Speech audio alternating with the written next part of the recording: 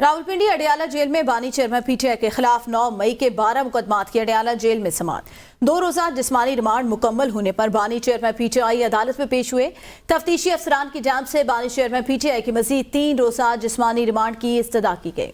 अदालत ने बानी चेयरमैन पीटीआई के जिस्मानी रिमांड की इस्तदा मुस्तरद कर दी।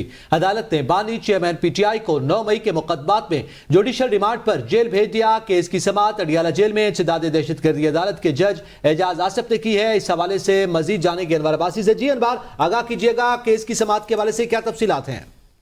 जी बिल्कुल, बानी चेयरमैन पीटीआई के खिलाफ 9 मई के 12 मुकदमात की आज अडियाला जेल में समाअत हुई। 2 रोजा जिस्मानी रिमांड मुकम्मल होने पर बानी चेयरमैन पीटीआई आज अदालत में पेश हुए। तफ्तीशी अफसरान की जानिब से बानी चेयरमैन पीटीआई की मजीद 30 रोजा जिस्मानी रिमांड की इस्तदा की गई।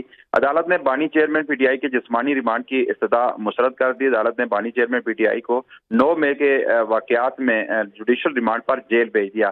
केस की समाअत अडियाला जेल में इंसदाद दहशतगर्दी अदालत के जज एजाज आसिफ ने की और बानी चेयरमैन को मजीद जुडिशल कर दिया गया, चूंकि 30 रोजा जिस्मानी रिमांड की जो इस्तदा की गई थी तफ्तीशी अफसरान की जानिब से, उसे अदालत ने मुस्तरद कर दिया है। जी बहुत शुक्रिया अनवर अब्बासी।